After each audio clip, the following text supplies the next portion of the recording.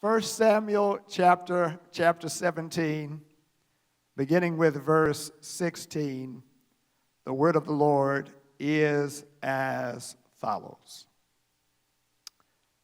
For 40 days, every morning and evening, the Philistine champion strutted in front of the Israelite army.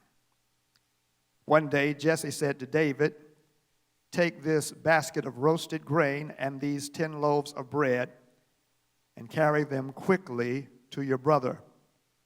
Give these 10 cuts of cheese to their captain. See how your brothers are getting along and bring back a report on how they are doing." David's brothers were with Saul and the Israelite army at the valley of Elah, fighting against the Philistines. So David left the sheep with another shepherd and set out early the next morning with the gifts as Jesse had directed him. He arrived at the camp just as the Israelite army was leaving for the battlefield with shouts and battle cries. Soon the Israelite and Philistine forces stood facing each other, army against army. David left his things with the keeper of supplies and hurried out to the ranks to greet his brothers. As he was talking with them, Goliath, the Philistine champion from Gath, came out from the Philistine ranks. Then David heard him shout his usual taunt to the army of Israel. As soon as the Israelite army saw him, they began to run away in fright. "Have you seen the giant?" the men asked. "Comes out each day to defy Israel. The king has offered a huge reward to anyone who kills him. He will give that man one of his daughters for a wife. The man's entire family will be exempted from paying taxes." Thus far, the word of the Lord. This is part 6 of our autopsy of an insurrection. It is rare that the courtroom is the scene of the crime and that the jurors are the victims of the crime.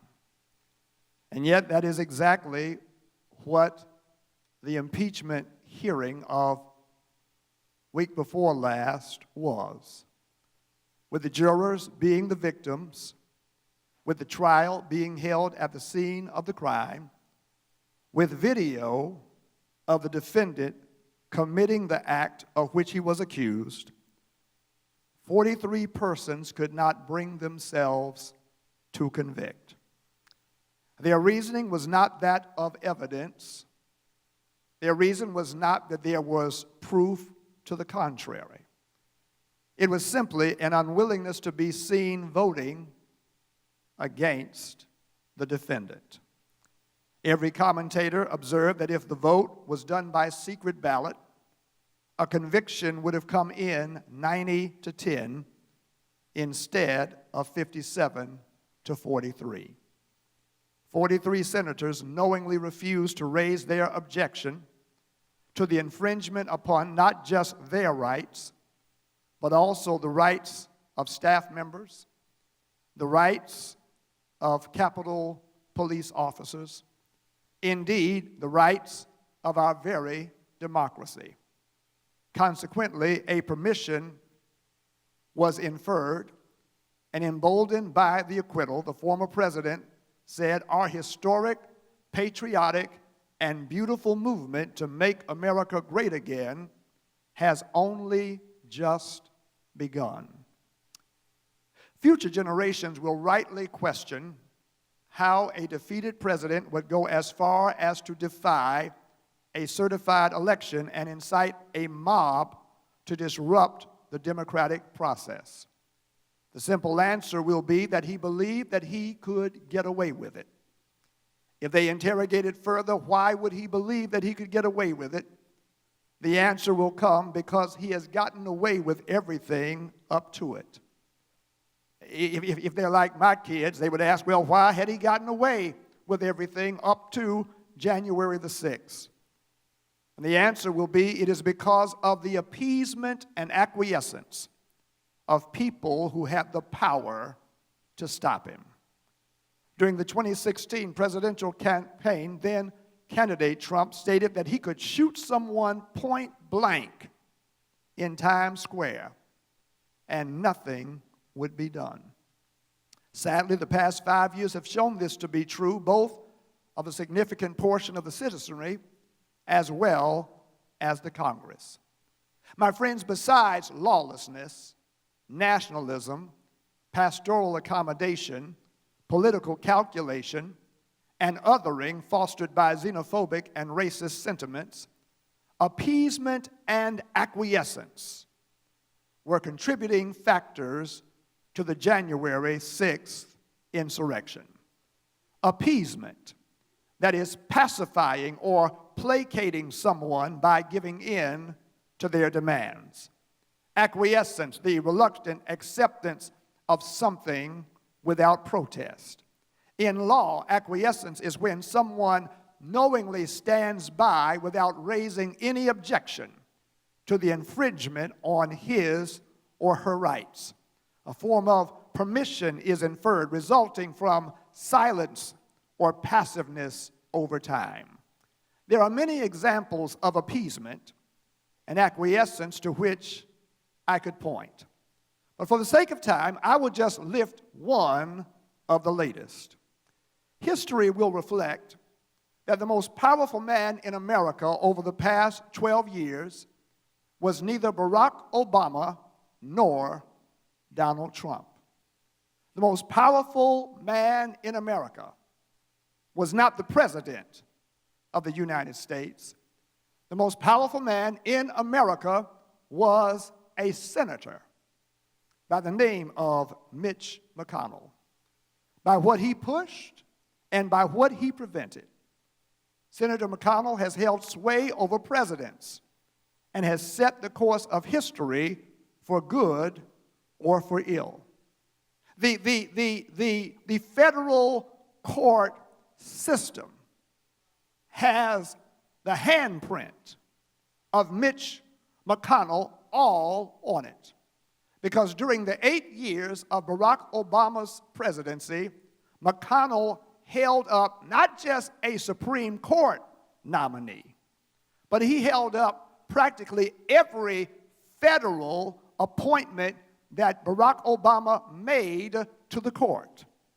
And the reason why then President Trump was able to push through so many appointments to the bench at the federal level was because of what had been held up for 8 years by one person, Mitch McConnell. Intentionally or unintentionally, his fingerprints are all on what led up to January 6th and what happened since January 6th, beginning with his failure to acknowledge Joe Biden's victory until December the 15th. He, along with others, pursued a doctrine of appeasement, seeking to placate the wounded ego of a defeated president, which then gave legitimacy to the lie of a stolen election and fed hopes of a successful overturn in the Senate. His subsequent words of warning on December 15th to fellow Republicans against challenging the Electoral College process fell on deaf ears because of his silence for over 1 month. And when the House voted an article of impeachment for incitement of insurrection on January 13th, Mitch McConnell chose not to swiftly convene the Senate as he did for the confirmation of Amy Coney Barrett, only to say on January the 19th, and I quote, "The mob was fed lies. They were provoked by the President of the United States and other powerful people, and they tried to use violence and fear to stop a proceeding of the first branch of the federal government, which they did not like." That, my friends, was admitting to what was charged in the article of impeachment. But then came the impeachment hearing, with the majority of both liberal and conservative constitutional scholars saying that the Senate could try and has tried an elected official after they've left office. With the Senate voting the same establishing president, McConnell, along with 42 others, voted to acquit. And then shortly thereafter, the same senator delivers a speech that basically rehearses the reasons for which he should have voted to convict. And I quote, "Fellow Americans beat and blooded our own police. They stormed the Senate floor. They tried to hunt down the Speaker of the House. They built gallows and chanted about murdering the Vice President. They did this because they had been fed wild falsehoods by the most powerful man on earth. Because he was angry, he'd lost an election." Former President Trump's actions preceding the riot were a disgraceful dereliction of duty. There is no question that President Trump is practically and morally responsible for provoking the events of the day. I could go on and on, end quote. For all of the indignation that Senator McConnell, the most powerful person, had concerning the actions of the former president, he could not see a way to exercising that power that he had against it. He and others acquiesced. In the presence of corrosive power, what should be the stance of the church? What posture should people of God take when confronted by the raw exercise of power that threatens to demean and destroy simply for the protection of its own ends? I believe that one answer is this: in the wake of appeasement and acquiescence, God calls his people to resistance and to confrontation. For 40 days, Israel was confronted by the Philistines led by their champion, Goliath.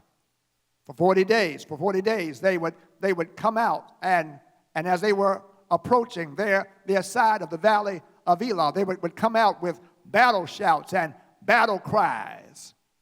But at the end of the day, for 40 days, after they came out with battle shouts and battle cries, they ran and they hid. Not one person had the wherewithal to meet Goliath on the field. Not even the most powerful man in Israel, who stood head and shoulders above everybody else. His name was King Saul. Saul and everyone else ran from Goliath. And Goliath's current existence was due to Israel's past appeasement and acquiescence. You see, Goliath is a descendant of some giants that were left alive during the time of Joshua. And what the people of Joshua's time did not handle then, David and his generation now faces. Only now the problem is larger and greater. You see, friends, appeasement and acquiescence in the present presents the likelihood of a more potent and destructive threat in the future. That is, what one generation does not handle in its time is likely to be faced by another generation and it will have greater power and force. Neville Chamberlain's appeasement of Hitler in 1938 set the course for Hitler's further occupation of Czechoslovakia in March of 1939. And he then moved into Poland in September of 1939. And with Britain's appeasement seeking to be a tool to keep them out of war, it gave Hitler a signal to be more aggressive, which brought Britain into war at a later point and stage. The collective appeasement and acquiescence to the misogynistic, xenophobic, anti-Semitic, and racist sentiments in the 2016 campaign produced a permission culture for the increased misogynistic, xenophobic, anti-Semitic, and racist actions across the past 4 years that were clearly front and center on January the 6th. They were open in their stance. They wore proudly anti-Semitic garb, Camp Auschwitz and the like. They were pronounced in their xenophobia. They were emboldened in their lawlessness because of an acquiescence and an appeasement. 40 days this goes on at the Valley of Elah, and on day 40, David comes along and sees Goliath issue his challenge. And all of Israel, including King Saul, running away with everybody talking about the giant who defies Israel and the reward offered to anyone who stands against him. David is taken. He's taken not by the size of the giant. He's taken by the appeasement of Israel. Nobody in Israel is willing to stand against Goliath. Everybody is running scared. This bothers David. And in David's mind, this cannot stand. It cannot stand because Goliath is not just intimidating Saul and his army, but Goliath is literally defying God. Somebody has to stand up for the honor of God in David's mind. This is not simply an earthly thing. This is a spiritual thing. My friends, God's call to resistance and confrontation is a call to discern what is at stake. God's call for us to resist and to confront is a call to conscience, conviction, and courage. There must be a pricking of the conscience, an irresistible awareness of the moment and its meaning. This is seeing into what everyone else was just seeing. Saul and everybody else simply saw Goliath, but they didn't see into what they saw. They did not see beneath what they saw. David saw into what everybody else just saw. He saw more. He saw deeper. He saw further. He saw greater. And having seen into what he saw, he was seized by it. He was arrested by it. He was troubled by it. And he came to some conclusions concerning it. A standard has to be maintained. The honor of God is at stake, and the honor of God must be defended. There is a need for conscience, an understanding that goes deeper than what is seen on the surface. But not only is there a need for conscience, but there is a need for conviction. Some things should arrest you. Some things should trouble you. Some things should bother you. Some things should seize you and not let you go. There should be some disturbance within you that alerts that this is not what it should be. That did happen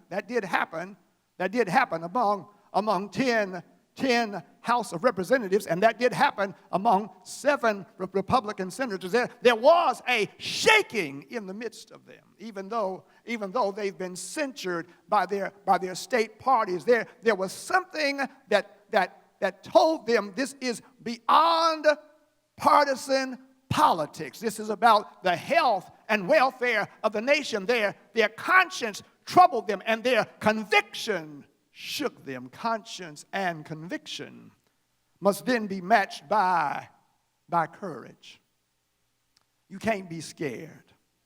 Courage is the capacity to act upon your conviction and conscience. Courage is the moral force that overcomes the fear and the doubt and the objections that naturally come in the face of a challenge and difficulty. Courage is not the absence of fear. Courage is the overcoming of fear. With everybody else running away due to fear and intimidation, David knows that somebody's got to have some guts. Somebody's got to have some courage. So David goes to Saul, who is gripped by a Goliath consciousness. Goliath dominates the mental imagery of Saul. When David goes before Saul and says, I'll take him on, all that Saul talks about is Goliath. How big he is, how bad he is, how long he's been in warfare. What David is not in comparison to Goliath. It's that mental imagery of Goliath that informs Saul's fear and flight. David volunteers to confront what Saul fears. David, not as big as Saul, not as experienced in battle as Saul, David volunteers to confront what Saul fears. And you've got to wonder, what is it that prompts David to be willing to confront what Saul fears? It's because David is possessed by something greater than fear. He is held by something greater than a consideration of Goliath. With Saul simply talking about David and Goliath, David recognizes something that's absent in Saul's conversation and consideration. It should be in Saul's conversation and consideration, seeing that Saul occupies his position because of the one whom Saul is not talking about.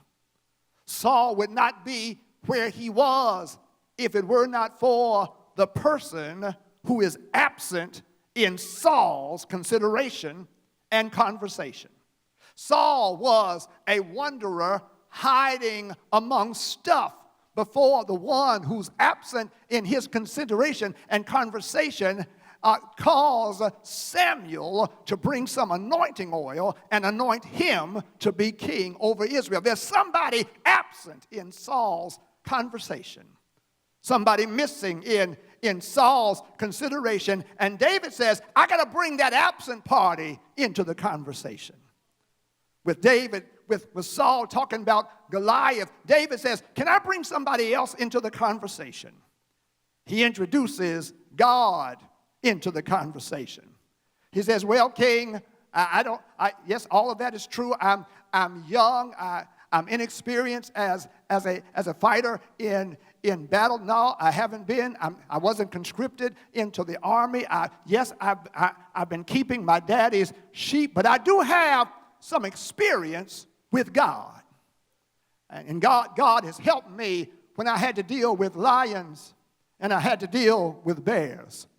God gave me victory over lions, and he gave me victory over bears. And one thing that I do know is Goliath may be bad, but even Goliath has to think twice when he comes against lions and bears.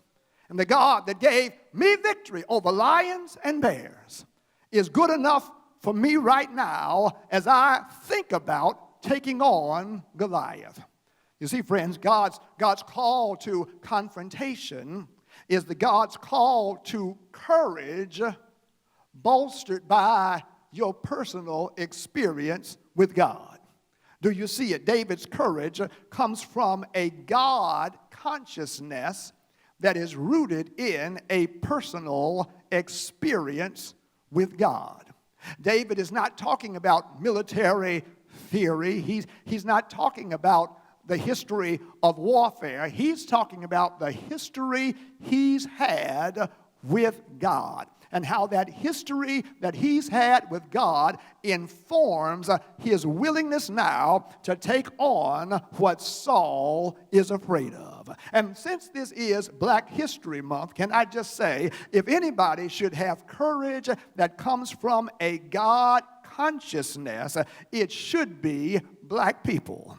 Because black people have a sure enough story, have a sure enough history with God. Come over a way that with tears have been watered, treading the path through the blood of the slaughtered 400 years ago, when sons and daughters and wives and husbands were captured and sold and loaded on the ships that left the western shores of Africa on what would be called the Middle Passage. Hundreds of thousands would die before reaching the shores of North America and the Caribbean. Theirs would be the awful fate of dying and being buried in a watery grave. But those who did reach the shores of America, they were then separated from those who spoke their language, huddled like livestock, placed on an auction block, sold as property to be mortgaged and insured, collateralized for loans, traded as commodities, worked like oxen, hounded like dogs, beaten like strays, wives taken and used for the sexual pleasure of their slave masters, husbands lynched, and sons and daughters sold. But after the long night of antebellum slavery, then came Jim Crow, where we were denied basic rights and privileges, where the struggle to attain them was riddled with lynchings and bombings and assassinations and German shepherds and fire hoses. How did black people come through that? They would say, if it had not been the Lord on our side. How did we survive Nixon's Southern strategy if it had not been for the Lord on our side? How did we survive the 80s where programs were cut and schools were closed if it had not been for the Lord who was on our side? How have we survived those past 4 years with this increase in racist sentiment if it had not been the Lord on our side? I believe I just struck somebody's number, because somebody knows, my God, you've got your own record. You've got your own history. You've had lions, you've had bears, you've had fire, you've had floods, you've had challenges, you've had ups, you've had downs. But your survival is not because you went to a school and you got some parchment on your wall. Your survival has because if it had not been the Lord who was on your side, the Lord shut the lions' mouths. The Lord gave you victory. The Lord let you, my God, leap over a wall and run through troops. The Lord picked you up every time you were knocked down. The Lord fought your battle. The Lord made you strong. The Lord gave you victory. God brought you through, and God made you more than a conqueror. David says, I got to bring somebody into this conversation you seem to have forgotten. And can I tell you, my brothers and my sisters, it's bad when you forget the one who brought you over. It's tragic when you forget the one who brought you to where you are. You've got to always remember who brought you through, who brought you out, who made the way, who opened doors, who brought the resources to bear. You've got to always remember the Lord. And so David, having given his history with God, and Saul sees he can't talk David out of him. Saul says, all right, you wanna go face him? Well, here's my armor. Here's what I would wear if I were in the fight. And Saul seems to suggest that David should fight the way that he would fight. The problem is, he isn't fighting. He's telling David how to fight, giving him his armor for the fight, when he's not fighting. Can I say this? You better watch the advice you get from some people about what they would do, and they ain't even in the fight. Watch out, watch out, watch out, watch out, watch out when you get some advice from people about how you should handle something, and they're not even handling what's their business to handle. Saul gives David the armor of an infantry man. He wants to give David a shield. He wants to give David a sword. He's the only one who has a sword. Saul and Jonathan are the only two people in all of Israel who have swords. And so he wants to give David a helmet, wants to give David a shield, wants to give David a sword, because those are the weapons of an infantry person. Those are the weapons for close quarter, hand-to-hand combat. But you see, that's not David. That's not David. David was not an infantry person. David did not fight lions and bears up close. David was an artillery person. And those of you who know something about warfare, or I can teach you, back in the days, there's infantry and there's artillery, and they are not the same. Back in those days, artillery, those were archers with bows and arrows, and then there were slingers who had slingshots.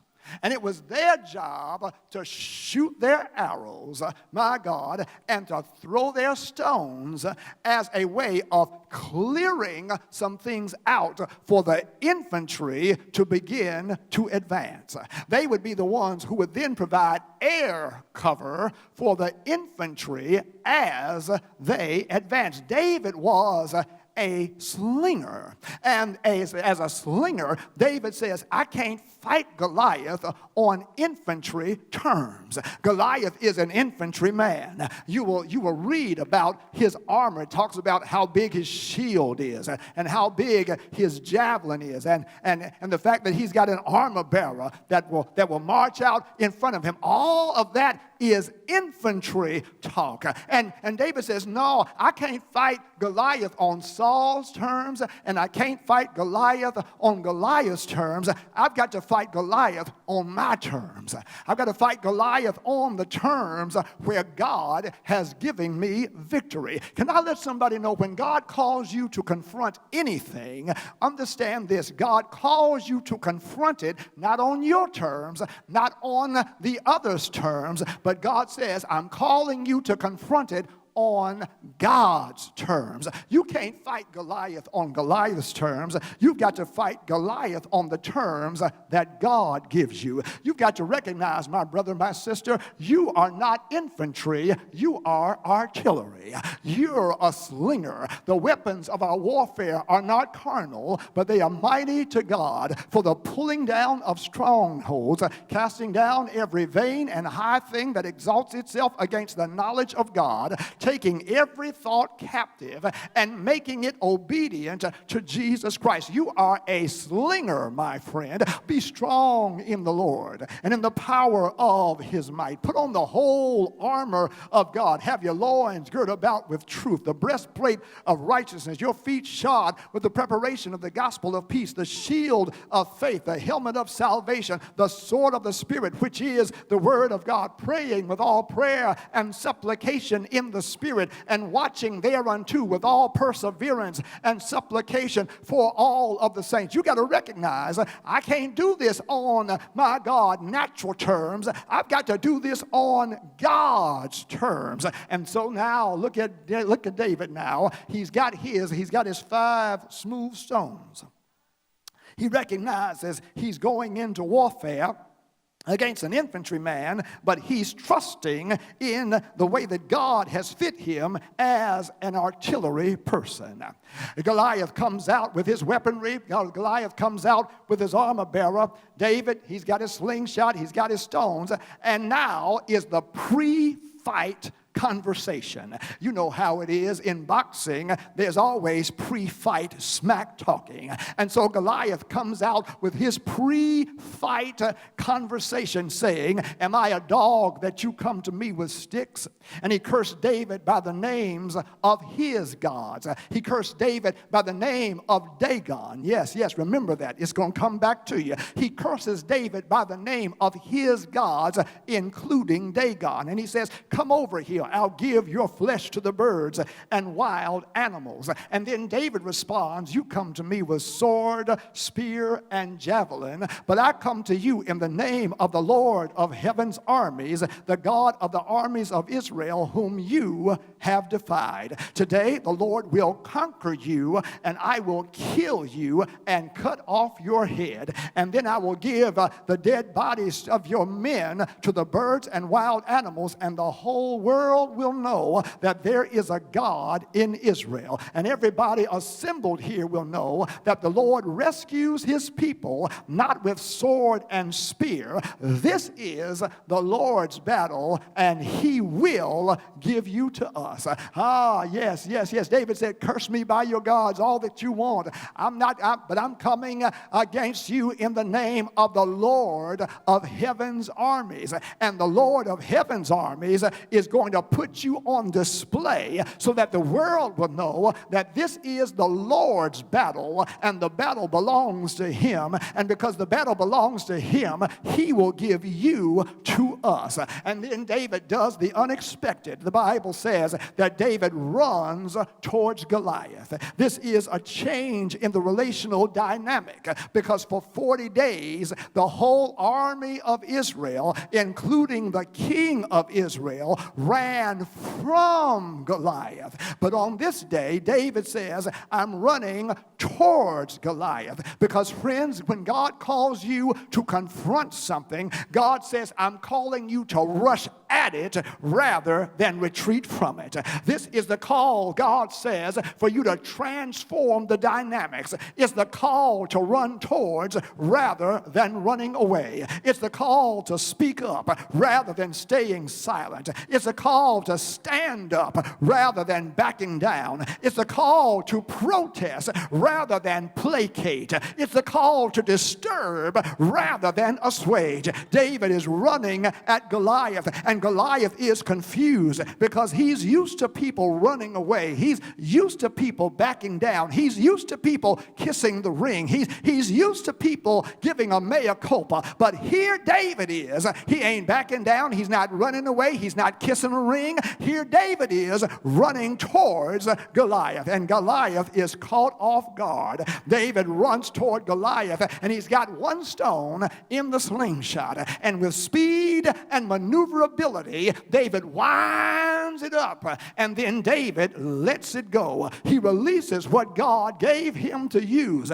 and when he releases it, God gives it, my God, he gives it velocity. My God, an Israelite ballistics person said that when David threw the stone, my God, it went at 34 meters per second. It went so fast, it had the stopping power of a modern medium-sized handgun bullet. It had such speed, they say, that it was barely a second between David releasing it and it popping Goliath upside the head. In other words, Goliath had no time to adjust. But it not only had velocity, it also had precision. Because, friends, there was only one place that the stone could land to have maximum impact. It had to go to the exposed forehead of Goliath. It could not hit him on the side and have the same impact. It could not hit him up here and have the same impact. It could not hit him right here and have the same impact. It had to hit him right where it hit him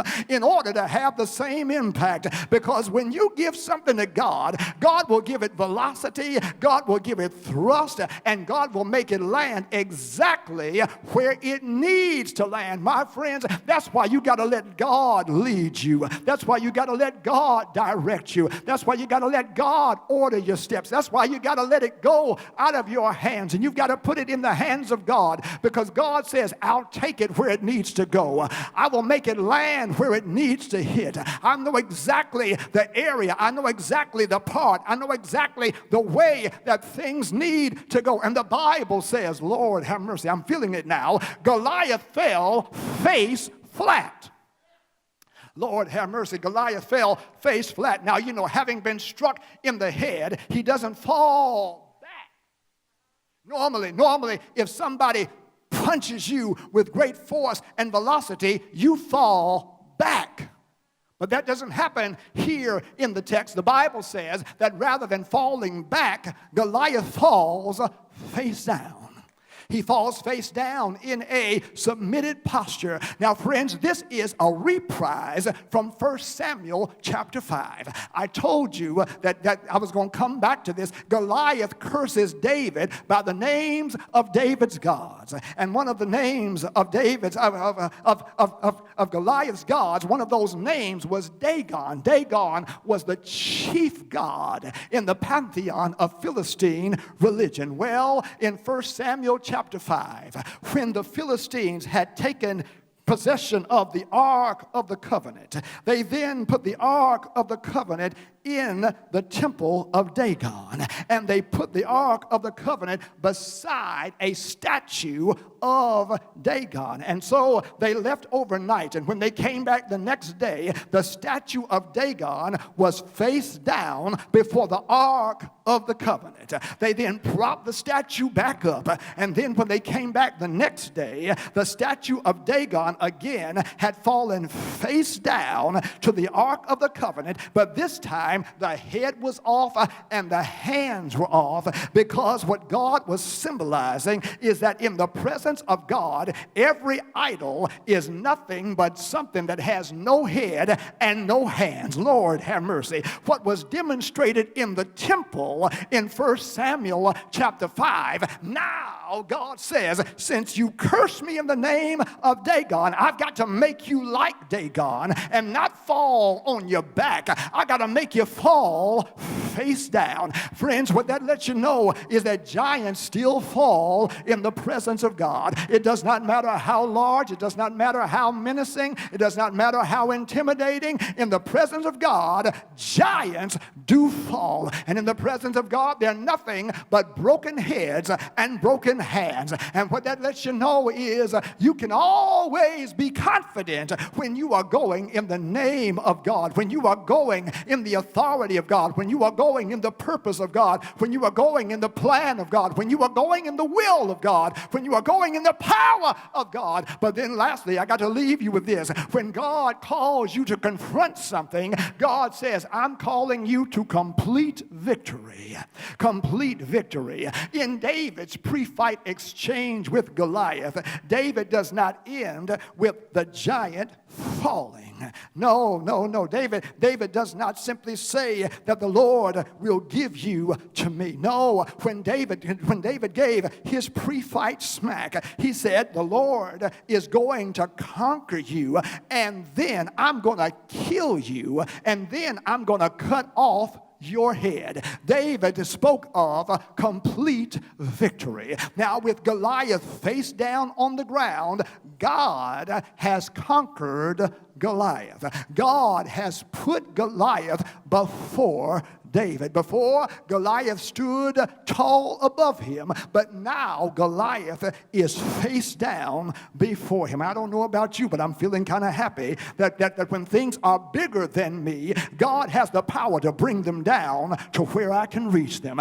bring them down to where I can handle them, bring them down to where I can manage them. Now, with Goliath face down on the ground, it is now for David to kill Goliath and then cut off Goliath's head. Because, friends, while God conquers, we must kill and cut. Yes, God says, I have no problem conquering, but I need you to do some killing and cutting. In other words, there's always going to be something for you to do. God will open up the Red Sea, but you got to walk across it.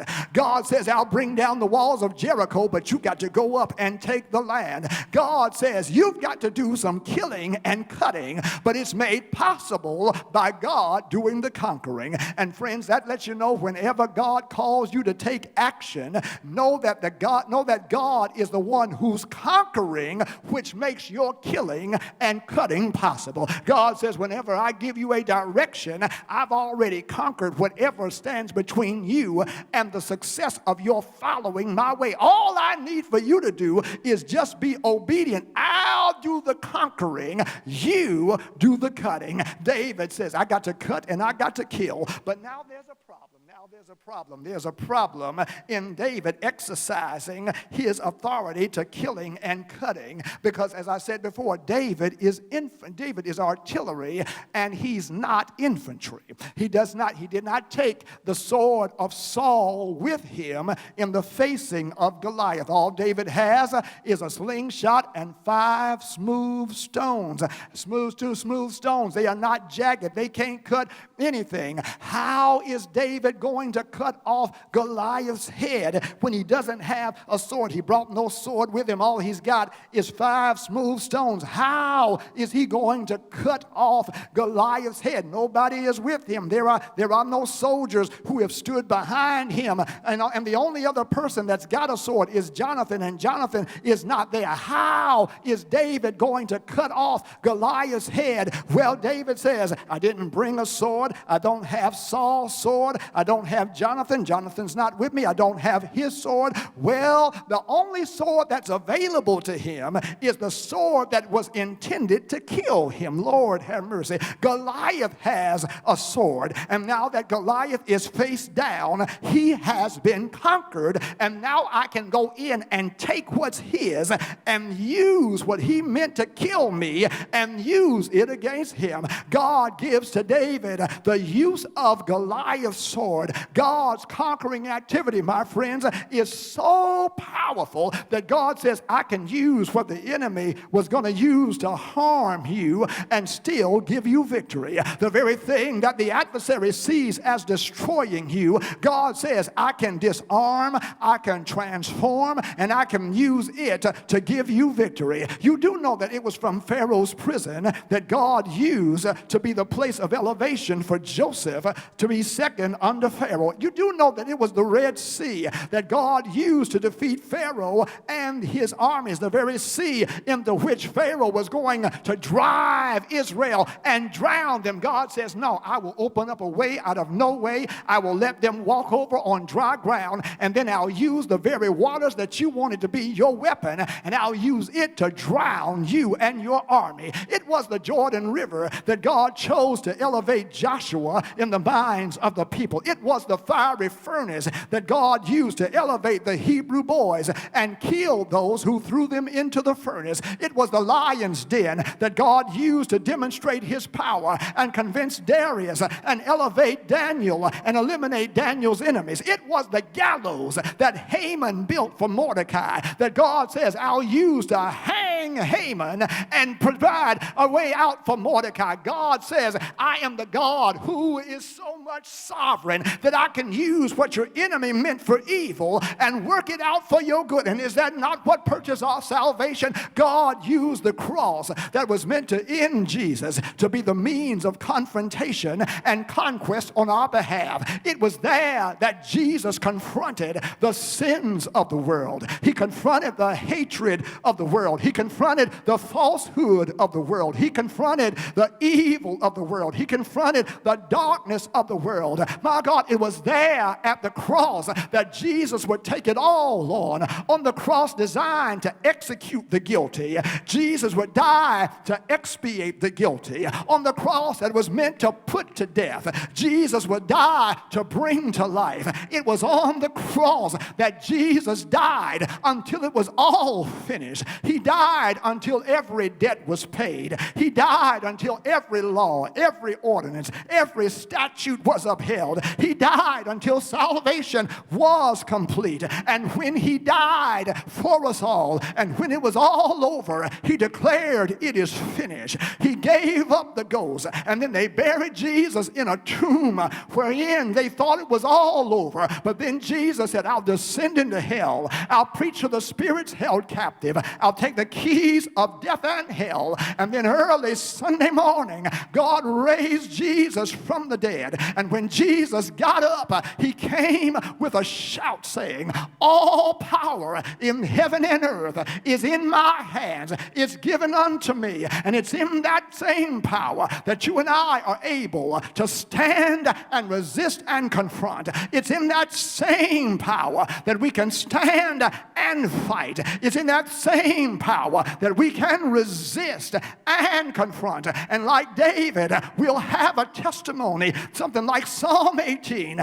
I love you, Lord, for you are my strength. The Lord is my rock and my fortress and my deliverer, my God and my strength, in whom I will trust, my shield and the horn of my salvation, my stronghold. I will call upon the Lord, who is worthy to be praised, and so shall I be saved from my enemies. He delivered me from a strong enemy, from those who hated me, for they were too strong for me. They confronted me in the day of my calamity, but the Lord was my support. He brought me out into a broad place, and he delivered me because he delighted me. For you, Lord, will light my lamp. The Lord my God will enlighten my darkness, for by him I can run against a troop. By my God, I can leap over a wall. As for God, his way is perfect. The word of the Lord is proven. He is a shield to all who trust him. For who is God except the Lord? And who is a rock except our God? It is the Lord who arms me with strength. It is the Lord who makes my way perfect. It is the Lord that makes my feet like the deer and sets me on high places. You have given me the shield of your salvation. Your right hand has held me up. Your gentleness has made me great. You enlarged my path under me so that my feet did not slip. I pursued my enemies and overtaken them. Neither did I turn back until they were destroyed. I have wounded them so that they could not rise. They have fallen under my feet. For you have armed me with strength for the battle. You have subdued under me those who rose up against me. The Lord liveth, and blessed be the rock, and that the God of my salvation be exalted. I wonder, is there anybody in your own life, can you testify that the Lord has been your strength? The Lord has been your shield. The Lord has been the one who made your feet stable. The Lord has been the one who has lifted you up round about your enemies. The Lord lives, and blessed be the rock. And because of the Lord, you have some courage, you have some backbone, you have some guts to be able to face evil and not run away, but run towards it and say, in the name of my God, I've got victory, because God is the conqueror. God is the triumphant one. God is the victor. God is the deliverer. God is